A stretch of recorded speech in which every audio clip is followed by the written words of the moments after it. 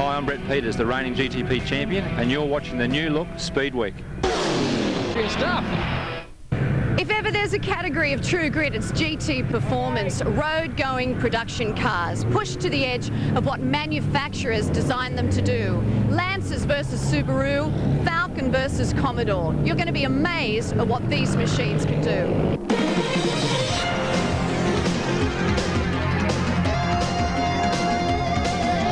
GT Performance is a parody-based series, all privateers piloting the power of V8 six-cylinder and four-cylinder sports touring cars. Sponsors are everything in this class of racing. Reigning champion Brett Peters' Subaru Impreza WRX STI is back in new war paint with the support of Century batteries. It's fantastic to have Century batteries on board. The car looks really, really good, and I'm looking forward to a good season. Yeah, reigning champ, are you feeling the pressure? No, not at all. Out to have fun. Also in brand new Subarus, Wayne Boatwright and David Woods, who'll be hot on the bumpers of a couple of new Lancer Evo 7s belonging to Jeff Full and Mark King. It's a Mitsubishi Evolution 7. It's a bit trick. It's got computerised this and that, and it does a great job of making me look good. Oh, I think we've got a fairly good mixed bag of cars, and we're all fairly even in our, I guess, in the parity. But the boys with the new toys better watch out for the zoom factor of Bob Pearson and his tried and tested twin-turboed Mazda RX-7. I think it'll go pretty well at most circuits. With the freedoms that we've got this year, with the new model car, I think it'll be more competitive than it was last year. And what would GT Performance Racing be without a big Aussie dose of Ford-Holden rivalry? 3 HSVs against a token Falcon. Melbourne's Trevor Haynes debuting the first Tickford-built TE50. We've just finished a 2-year program with our Subaru, and Yamaha said to us, let's do something really exciting. Ford didn't have a car going, so we thought, let's bring a TE50 up, and it is really exciting. It's made me feel fantastic. Well, the GT Performance set to fly around this tight Adelaide circuit. Just watch the walls, okay? Let's go to race 1 of GT Performance. Back on track at the Clipsal 500 for the first round of the Australian GT Performance Championship. Essentially showroom production cars. Will Hagan, the pole man. Jeff Full, a great time. 1:34.4 from Brett Peters. Only 0.1 of a second between those two. Then Mark King for position 3. Peter Floyd, Craig Dottis, Graham Alexander of the Evo 5, Peter Romer's Mazda RX-7, and Wayne Boatwright in the Subaru. Only 700ths between Steve Knight and Bob Pearson. Then another Evo 5, HSV GTS, a Falcon Tickford 250 kilowatt car, Mazda RX-7 right at the tail of the field, 2 Subarus behind the HSV GTS. Well, Brett Peters, stage is set for Evo versus WRX by the look of it. How close are you guys? Oh, yesterday was fantastic. 0.1 of a second from Jeff, and then another 0.1 back to Kingy, and then I think Floydie was only a 10th or 2 behind that, so yeah, it's fantastic. Do you think it's going to be down to driver ability? Oh, I think it's car setup now. The temperatures are getting fairly hot. If you can conserve your tyres and make it last the distance, you'll be there in the end. Every car's got its advantages, and I believe our car's under brakes. So In what way? Just braking. It's got a very, very effective braking package, and our active centre differential helps all that sort of thing. Last year in qualifying we blew up a motor, and this year we did the same, so hopefully the rest of the weekend's going to go well for us. Yeah, how do you rate the circuit as it being suitable for the Commodore? Oh look, it's a pretty good circuit, I think, all round for all the cars. There's a bit of tight stuff to suit the small cars, but there's some nice big straights for the Commodore. So I think it's a pretty even circuit all around, but this is my favourite circuit. We didn't race since Queensland last year, so it's just good to be back and good to have some sponsors on board in Coopers and Aussie Fast to get us here today, and great to be on our home track in our hometown. Well, let's hope Craig Dottis has a great weekend this weekend, the Coopers HSV. Big field here at Adelaide for the Clipsal 500. Mark King, the champion back in year 2000. Didn't have the best of years last year, and this is Trevor Haynes' brand new Tickford TE50 debuting for the first time at the Clipsal 500. Will, should be a fabulous race. Yes, and a real mix of brands and types of vehicles. Some all-wheel drive turbos in the Mitsubishi Lancers, Evo 5, 6, 7, and Subaru STI. 12 laps, 38 kilometres. Set for a start, away they go, and a great start from Brett Peters in the Century Battery Subaru. Away well, got the jump on Jeff Full, debuting the brand new Evo Evo 7 for the first time. So it's Peters first into turn 1, then full. Floyd, a great start doing the HSV 300 kilowatt Commodore. Mark King behind him, and then Dontis. One of the things you'd expect is for the all-wheel drive vehicles to get off the ground really well with tremendous traction. That's one of their assets. The rear-wheel drive 300 kilowatt Holdens, by comparison, take a bit of launching because they're both heavy and only got drive to 2 wheels. This is Trevor Haynes now chasing down Dave Wood. Had to start from the back of the Subaru STI after engine problems in qualifying. Wayne Boatwright going through in the Altera Subaru just ahead of Steve Knight in his Evo 6. There's Haynes now debuting the brand new Tickford TE50. Its first run for the car. One would expect it to be as competitive as the 300 kilowatt Commodore at this stage of the development. Yeah, that's right. It's just a little bit behind as both a road car but also as a race car. They've been racing the HSVs for a while now, and Tickford, as I say, just a little bit behind in the power stakes too. So this is the man that's leading, Brett Peters, under pressure from Jeff Full. Great start from Peter Floyd. Joining us in commentary, Damien White. Fabulous track, 3.2 kilometres, Damien, and some tremendous racing in this category. Awesome, Craig, and there's some of the action there as we see Paul Matolo in trouble, I think, cleaned up by Dennis Gilbert. Yes, as I was saying, it's a fantastic package for the crowd this weekend. Already up the front, we can see 3 different cars. You've got a Subaru, a Mitsubishi Evo 7, and of course Floyd in the Holden. It's a fantastic mix. Let's have a look at the replay. This is riding with Trevor Haynes, and you can see that it was Dennis Gilbert, Paul Matolo that came together. Big oversteer slide from Haynes. He's a big nasty bully, isn't he? 12 laps, the first round of the Australian GT Performance Championship. Very close in qualifying. In fact, 4 under the lap record. 0.3 of a second between the top 3, 0.1 between the top 2, and great to see 3 different manufacturers in the top 3 on the road now. Yes, it's great that so many cars are competitive and close in qualifying, but of course that break in the lap record of the new turn 8, which is a lot quicker than last year. In fact, the Utes this weekend are up to 5 or 6 seconds quicker than last year. Great in-car shot just a lap or 2 ago of Brett Peters feeding the Subaru through that sweep of 2, Damien, so they're clicking plenty of speed through there. And full in this brand new Evo 7 being built by the PNFI. Chris and Nick Kasparis in Sydney is now starting to put pressure on the championship winning car from last year. And I hear that Chris Kasparis has kept his licence upgraded and ready for Bathurst this year, I reckon. Whoa, big brake lock up from Peters. In fact, he almost threw it away, and Full almost hit the back of him. And it's a fair achievement to lock the brakes in one of these all-wheel drive cars because they're just trying to keep all the wheels moving all the time. But he was really hard on them there, far too deep. Let's have a look at the replay. Recovered the situation fairly well, considering how much trouble he was in, going out to the left.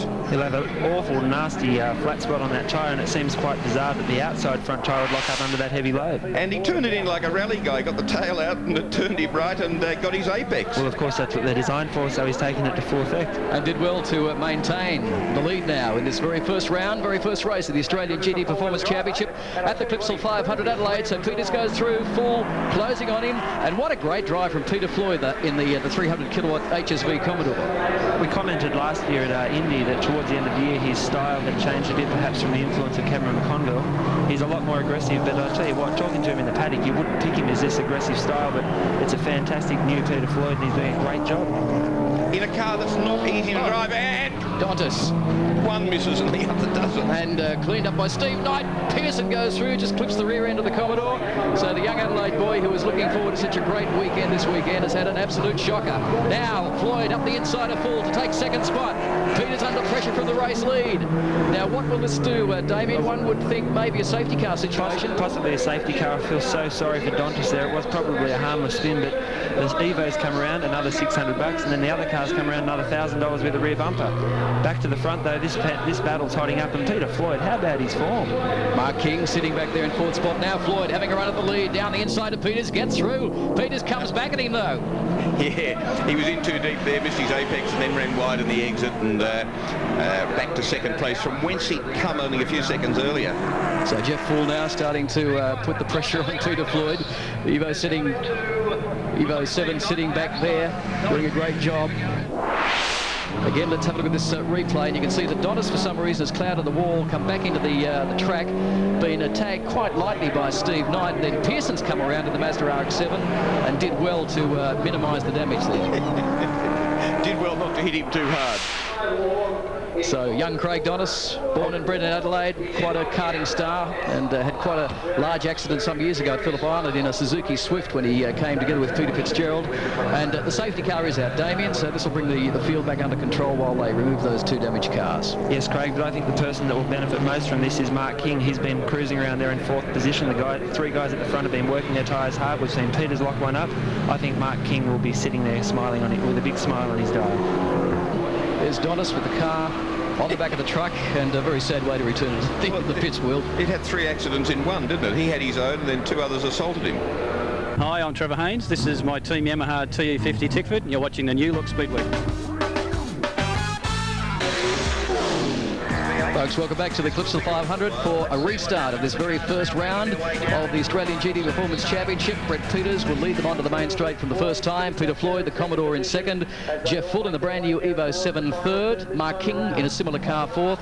Graham Alexander and Boatwright coming down to take the green flag. And everybody trying to get their heads back into order, to calm down a little bit, because we've seen Brett Peters lock his brakes early on, and then Peter Floyd trying very hard in the Commodore, who's locked in behind the leader at the moment. He's in second place and doing a very good job. And then, of course, a lot of the field confronted with Dontis's spin and crash, so that, as I say, with about 9 laps remaining, they've really got to calm down and get smoothness and concentration back into order.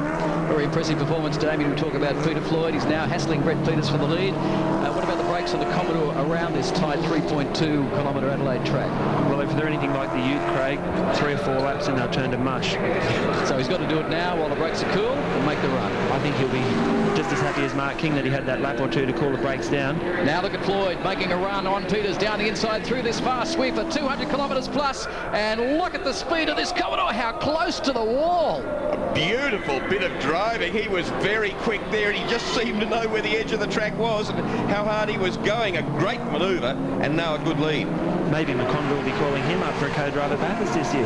Very impressive performance. So Peters now pushed back to second. Full still in third. Lock break there from the Century Battery Subaru. Let's have a look at the replay. Now this is riding with Brett Peters. You can see he's feeding the car through the sweeper. Floyd down the inside, and how close to the wall. That's tough. 210 kilometres an hour. Look at this, folks. A slow-mo replay for you, and by about the paint width of the left-hand rear vision mirror. Well, Peters with several car widths between him and the wall, looking out and thinking, this bloke's brave. Boy, this bloke's good, because he pulled it off. Now 3 Evos chasing down the Subaru. Peters in second spot. Then it's back to Boatwright. Full now, starting to make a run on Peters. Has a think about it. Goes down the inside under brakes. Nice move. I think Full's seen Floyd's got past and he's thought, I've got to make my move here, otherwise Floyd will get away from me. I think Full will probably... King down the inside of Peters now. King in the Delphi Automotive Evo 7. Another brand new car. Side by side. King, bang! Onto the left-hand front car of Peters' car. Peters comes back and clouts Alexander. It's on for young and old here. Well, Peters saying, how many places can I lose in half a lap? So he's gone from first to almost fifth. Yes, what can happen in this situation is you lose one position and you think, damn it, and you lose another one, then another one. I mean, Brett Peters has just got to calm down. He says, hey, hang on, I'm the champion in this category. Regain his composure and just settle down. He can make up these positions. He's just got to calm down. Yes, and get everything right, get his lines right and so on. And some guys been trying very hard and may have overused their cars a little bit, particularly up in front. Peter Floyd just doing a tremendous job in that Commodore. Nothing wrong with his lap times either. Fully having a go at him, but Floyd last time around was the fastest man on the track, a 1:34.77. But one would think the brakes may be a little bit second-hand on the Commodore from this point on in the race. Mark King going through, Full sideways, coming under brakes, having a serious go at Floyd. He's missed it. In fact, King will come through. Floyd well and truly sideways. It just goes on and on. A tremendous race, but Floyd at the moment in command. But can he keep the big, heavy, very powerful Commodore, most powerful car in the field, out in front? Because it's pretty tight and hard to do it. Jeff Full chasing down Mark King. So this is first, second, third on the road. Peters back there in fourth spot. You can sense something's going to happen here too, folks. Look at them. King down the inside. He'll make a run for it down the inside. Oh, almost loses the Evo. King comes, Floyd comes back and he bang! This is really serious stuff. Brand new car, no way to treat it, but he had every right to be there and had to stay there, so he copped the bang and still in the lead. So Full now still sitting there in third spot. Peters now closing on them in fourth. Floyd, a big defensive line that time onto the back straight here, Damien. I don't know about the back straight, Craig. Is this the last race of the championship for the title, or is this the first one? Let's have a look at the replay. Now, this is Mark King. Crash into the left-hand front guard of Floyd's HSV. And now we have a look at the Mark King, Tommy Mackinnon style into turn 4. I think that's fantastic until, of course, on the exit, bam! I don't know who to blame there, and I don't know what's going to go on in the pits afterwards, but I'm glad I'm not out there. Well, Floyd goes through to continue his race lead. Full still sitting there now in second spot. King's back to fourth behind Brett Peters. Yeah, it's a great battle because really this HSV is doing a tremendous job. Now Full through on Floyd, under brakes for the race lead. Peters trying to go with him. So again, it's Mitsubishi, Commodore, Subaru, Floyd and Peters again, side by side. Yeah, Floyd actually mucked that corner up a little bit. He didn't get the entry quite right, nor the apex, and was a bit slow, and is still suffering because he's being threatened now to be pushed back to third. See, Floyd did exactly there what Peters should have done earlier. He lost the lead, but he kept his composure, kept his cool, and at this point has still managed to hold on to second. This is a fabulous race, folks. If this is the opening round for the championship, we can expect 8 more rounds of this intensity. Now Brett Peters making a run alongside the HSV 300 kilowatt Commodore. 300 kilowatts, two-wheel drive V8 versus 206 kilowatts four-wheel drive. Yes, absolutely, and about nearly half a ton difference between the two cars as well. So you just couldn't get a greater difference. Oh, King's in trouble. Mark King. So Damien, one wonders, could this be a result of the clash between he and Peter Floyd? Floyd now under pressure from Peters in the Century Batteries car. Peters down the outside. Will he try and do it around the outside under brakes? Brave move. Hangs in there. Will he make it stick? Yes, Craig, he'll make all 4 tyres stick on that car as he accelerates out of turn 3. Peter Floyd lost another position. His rear tyres have gone off. Remember, it is a big, heavy car. So 4 HSV 300 kilowatt cars and just a lone Tickford TE 250 competing against them. And that's in fact with Trevor Haynes aboard, and Trevor Haynes upside down. Wow, how did that happen? Trevor Haynes in the brand new Ford TE 50. It's race debut here at the Clipsal 500. He's rolled it. I'm just trying to pick up a part of the track where he did that, Damien. That was at the first chicane, turn 1-2, I think, and Yamaha Chickford. That was more like Yamaha hang on. Well, bad luck for John Carroll and the team. Let's have a look on the replay, and he's just got the car offline. It's clouded the tyres and done a complete barrel roll. Yes, he's done a barrel roll, all right. And when he's turned left into turn 1, there he's in the dirt, in the loose stuff. And when you get 1,700 kilos of mass hit the rubber wall, when it bounces off, the chances are that's going to happen. Yamaha hang on. He was just way out wide, understeering, and then for some reason just lifted himself up. It was flat when it hit the tyre barrier initially. So on the last lap now, this is Brett Peters in the Century Batteries Subaru STI, the reigning champ from last year, took the final round at the final race at Oran Park to claim his championship. But Jeff Full will be our race winner. In fact, the brand new Evo 7 coming through to take the checkered flag. A great result for the young Sydney-sider. Full from Peters. It looks like Peter Floyd will finish in third spot, just ahead of Graham Alexander. Full will be happy with that result, particularly with his exhaust dragging on the ground, and they'll fix that up for race 2, no doubt. Back for the points for Jeff Full, taking the win from Brett Peters.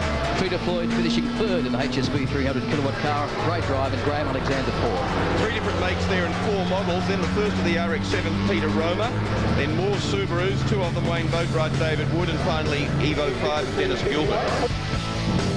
Well, Jeff Full, what a great debut, and fairly intense up the front too. It was a fantastic race. The boys were pretty clean. You know, it was a really, really good, fun race. I'm glad to be back. What a start to the series, Craig. Unbelievable. Those guys. I knew those guys would be hard at it because both Fully and Kingy are really hard on the racing, but that was fantastic. What a race. Well, Mark, GDP champion in year 2000, but 2002, not a great start. What happened in race 1? Oh, we had a little bit of fun. We were going a bit deep in the corner, and I guess I locked the rears a little bit and got around Peter, but he come back and gave me a little bit of a rub on the front wheel, and unfortunately got a flat tyre out of it, so that's the way it goes. Bad luck for Adelaide's Craig Dontis, crashing out in the HSV 300 kilowatt car. Well, Craig Dontis, every face tells the story. What happened? We made some changes to the car, and just not sure that the back end had no grip. It was quite dangerous to drive, and probably getting a little bit too over-exuberant in myself, and not enough confidence in the car, and overcooked it, oversteered into the tyre ball, which they sort of tend to grab you into the corner, and it pulled me out, and then unfortunately oncoming traffic was there, and it's just so disappointing. I mean, we put so much effort just for this weekend. I mean, we wanted to put a good show on for Coopers and Aussie Fast. And Steve Knight, bit of a repair bill there for you. Yes, it looks like for Quality Crash we've got a bit of a repair bill. Hopefully we can source the parts for this weekend and get back out there. It's unfortunate because we're going very well, and we've got Mitsubishi Electric on board for the first time this week and hope to have them on for the whole year. Well, it looks like Trevor Haynes is going to be leaving Adelaide and getting an early flight home to Melbourne, because high hopes but an even higher repair bill by the look of it. Trevor, what happened? Oh, I was on the last lap and I decided I'd back off. Maybe that's not the right thing to do. I coasted up to the chicane and I went through, and I've obviously just drifted off the right-hander of the chicane, being a little bit slow into the corner, and the car's got out in the rubber, and that's the end of the story, really. I've done what I could and not enough. On your scale of a shunt from 1 to 10, how would you rate it? In my racing career of 20 years, that's a 10. It's the best one so far.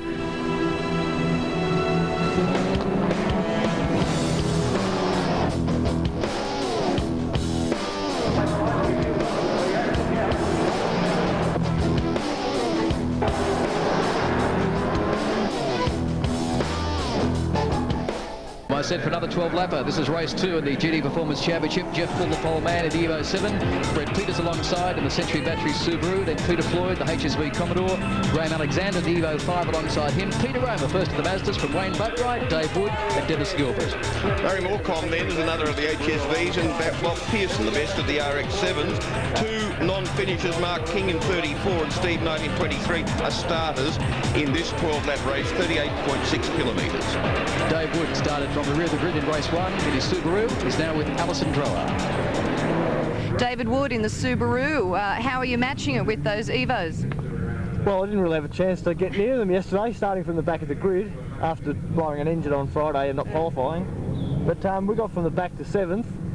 So I'm looking forward to today and seeing how close I can get to them. The fireworks will be on again. Those guys behind, certainly Floydie and the Commodore will be coming through. He's got the speed in the straight, so yeah, no doubt it'll be close.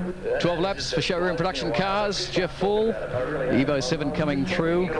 His earlier race win today gave him pole position for this race. Brett Peters will start alongside. Tremendous drive early today, Will Hagan, from Peter Floyd in the HSV Commodore. It really was. If he goes on driving like that, he'll get a job at Bathurst come October. So Floyd now coming through.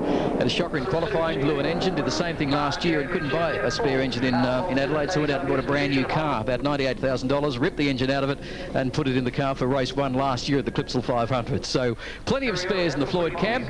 Problems for Steve Knight on the Mitsubishi Electric Evo 7. He had that accident with Craig Dodds in the earlier race.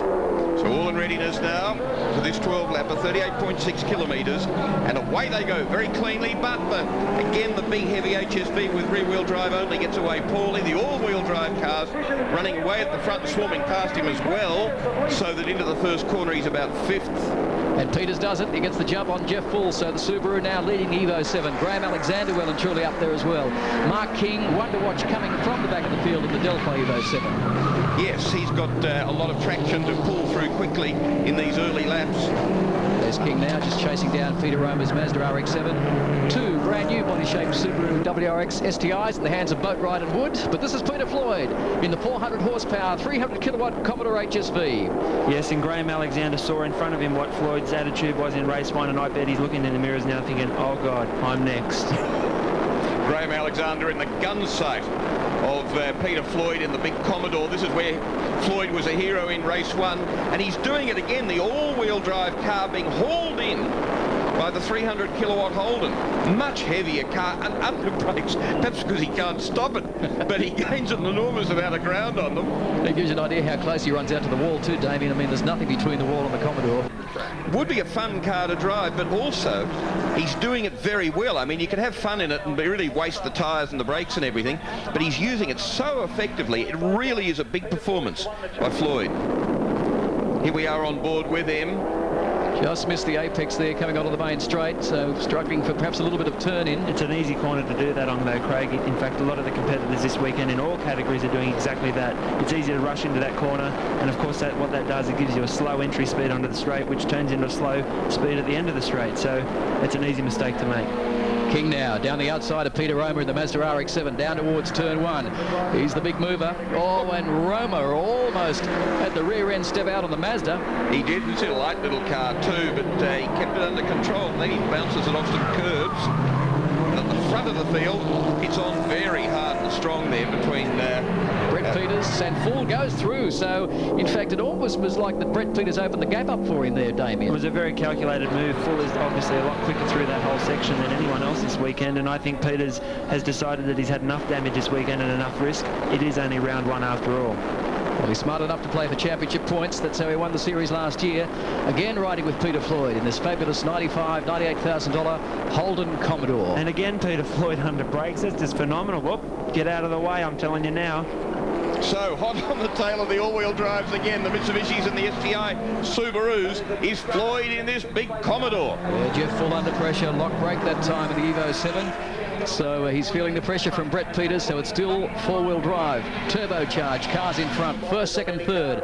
Then the first of the V8s, and another brake lock-up this time from Brett Peters. Yes, he's done it in both races, but again, the car's forgiven him, and that's the all-wheel drive traction. And oh, look at Floyd getting very sideways. Just the problem of laying all that power down on the ground and keeping it in line. And when you're trying to lay that power down later in the race when the tyres are hot and they're not at their best, they're well beyond their best, that is a common thing, but did not look spectacular. It's cost him about 0.3 of a second there at least. The battle here between Dave Wood, the clean duck car, Wayne Boatwright, the Altera Subaru. This is the brand new body shape, the 2001 body shape STI. Graham Alexander doing a great job hanging in there, and the My 105 Evo 5 in third spot, trying to chase down Brett Peters. You just see Floyd again there in the background, riding up the back tyres as he exited that corner. He's now thinking, who's behind me, I need to hang on to this and get some points. King goes through, so picks up another spot, wraps up Dave Wood. So King in also what is a brand new car at Evo 7, now chasing Wayne Boatwright, and all over the back of him, Boatwright struggling to... That is a big manoeuvre. Thank you very much. Didn't even look as though he's preparing to go past, and then suddenly saw an opening, and in a flash of a second. I think that clearly demonstrates the development work of the Evo 7. The boys have advanced much quicker than the people in the new STI Subaru. The drive off the corner there for the Mitsubishi was fantastic.